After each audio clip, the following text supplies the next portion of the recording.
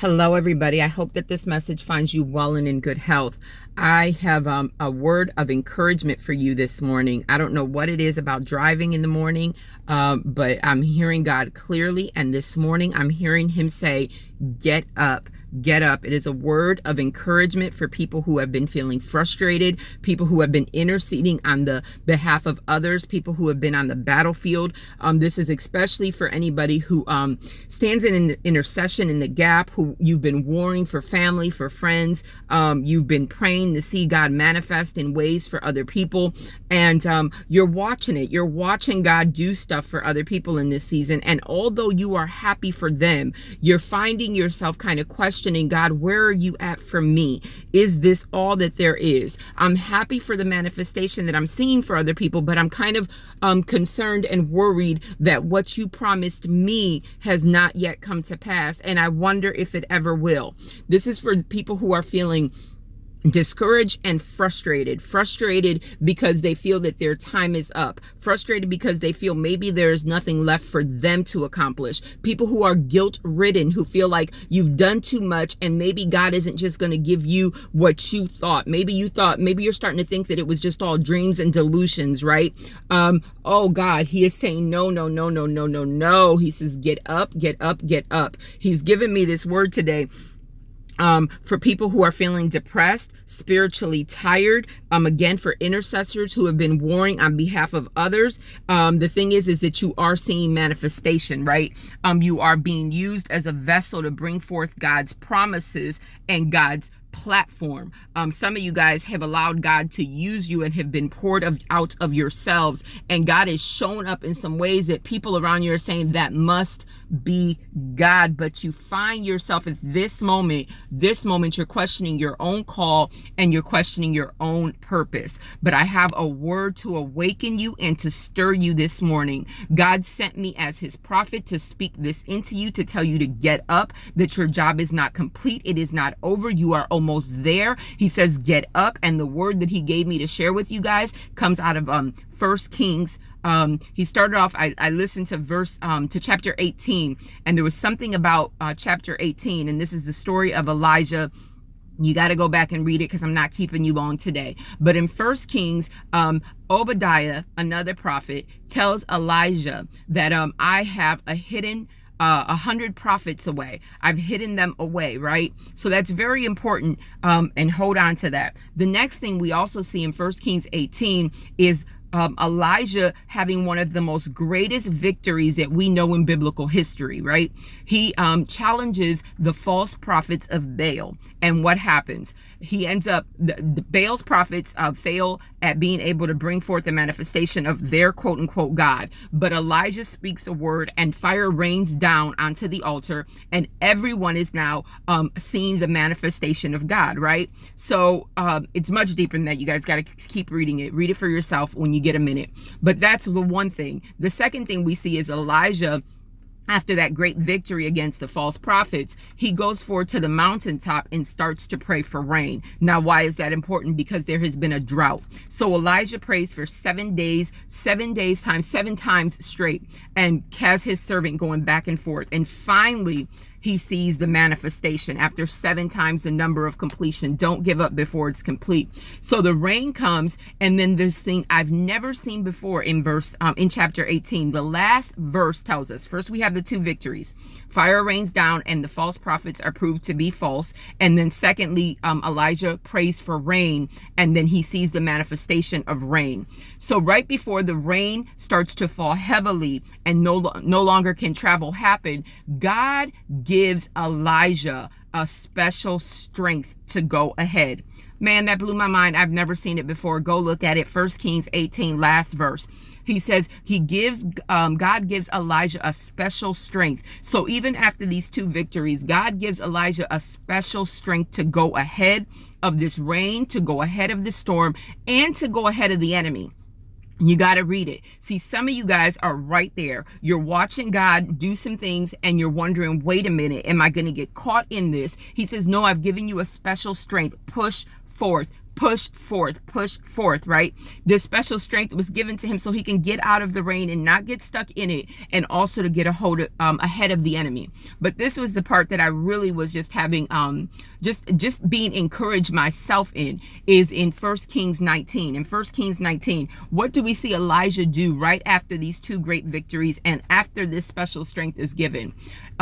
Elijah gets a word that the enemy is out to kill him, right? That Jezebel is out to kill him. That's it. So what happens to Elijah? Elijah ends up fleeing from fear. Elijah induces himself to go into the wilderness. God didn't send him into the wilderness. Although God is going to use it for him, he did not send Elijah. Elijah was sent to the wilderness out of fatigue and fear. Be careful what you allow fatigue and fear to do for you in this season. I know that you've watched God move. I know that you're probably thinking too much in your head, and I know that you are spiritually tired. There's a moment to step back, but be careful when you're being led by fear and when you're being led by fatigue, okay? So what do we end up seeing Elijah do? Elijah goes and he sits up under a juniper tree, a broom tree. Now, this is really not a tree. I studied it. It's more like a bush. And what's so amazing about this place is that Elijah gets there. What does he say? I wish you just let me die. I'm tired. I don't want to do this no more. I'm too fatigued. This is too much. I'm the only one. I'm tired. And it's amazing what fatigue and fear will begin to make you speak. It'll begin to make you speak things that are untruth and desperate, and make you forget what is truth. So what ends up happening to Elijah? He falls asleep under this tree. Now, I told you it's a bush, right? And what's amazing about it is that the bush provides just enough space, just enough place to find a little bit of refuge. Not a place where you're supposed to stay long, but just enough to take a break, right?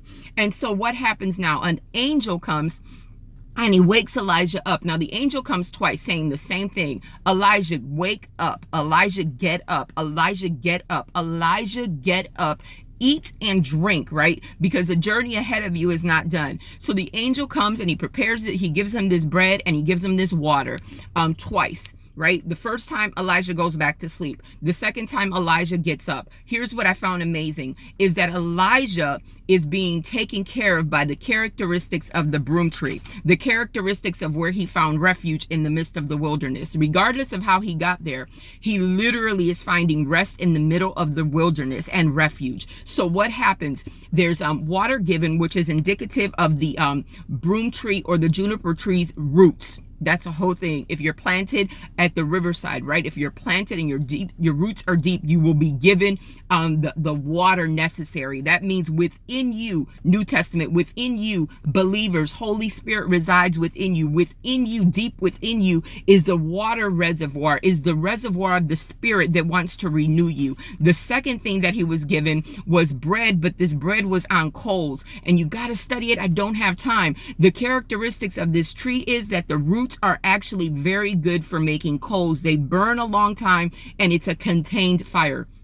That'll preach all by itself. Here's what I'm saying to you, that Elijah found refuge in the wilderness, in a place that was just enough not to permanently stay, but to get what he needed. And he was taken care of by the characteristics of where he found refuge. Are you connected to the vine? Where is it that you are receiving what it is that you need? I hope to God in this season that you are connected to the vine, that you are eating the word of God and drinking from the Spirit of God. Okay. So then Elijah gets stirred up, gets up, he goes. Now, where does he go next? He goes to the mountain of God. Now, I still believe that Elijah is tired. I still believe that he is fatigued, but he has been given enough to get to where? The very essence and presence of God. So Elijah crawls, moves, walks 40 days forward to the presence of God. Some of you guys are just now getting up from the juniper tree, getting up from that place where you were allowed to get enough to move forward. You're going to have to crawl back into the refuge of God. You're going to have to crawl back into the presence of God. I don't know where that is for you.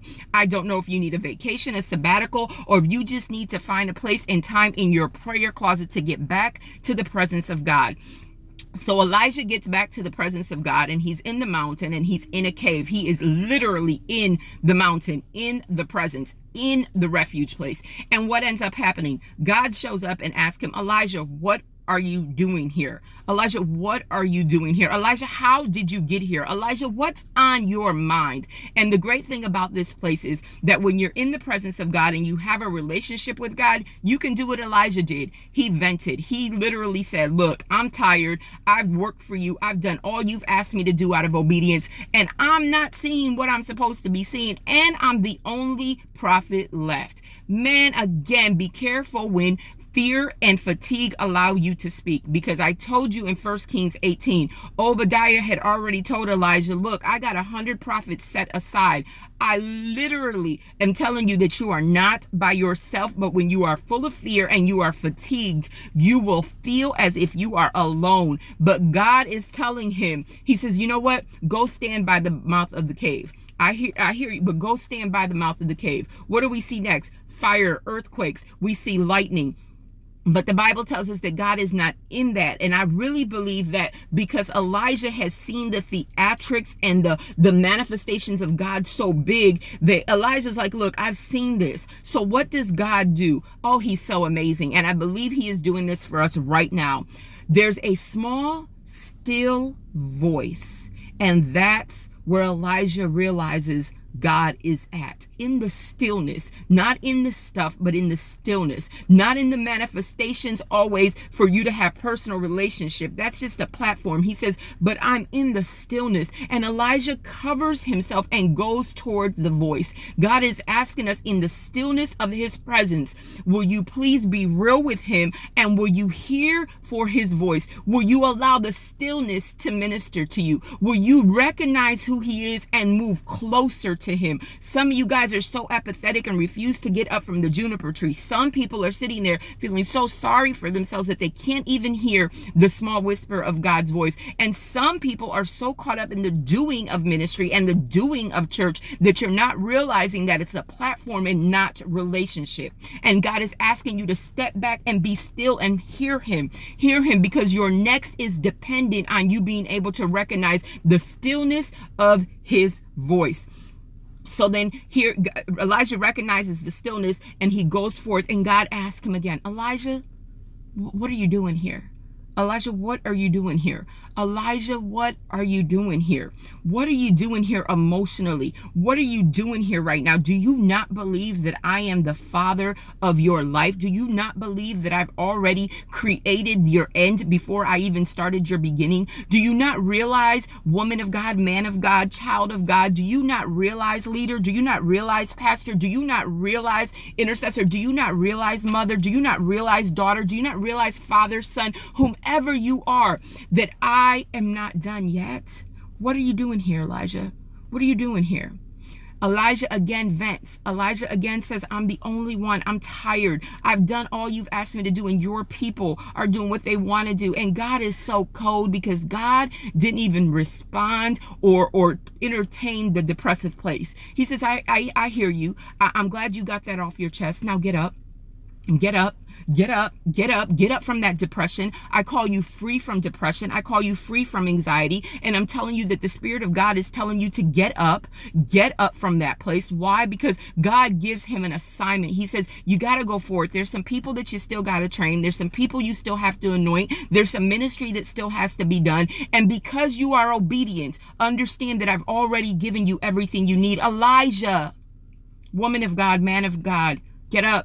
This is not the end. This is simply the next. And God is about to provide you your help. Elijah was sent forth to anoint, to do ministry, but also to prepare his successor, Elisha. So don't miss your moment, because help is on the way. Get up. Eat, drink, crawl into the presence of God. Wait for his stillness to speak. Wait for him to tell you. Go ahead and be real with him emotionally, because God is a God who is able to continue to do something in your life even when you don't feel it. So manifestation for you, I promise you, is just around the corner.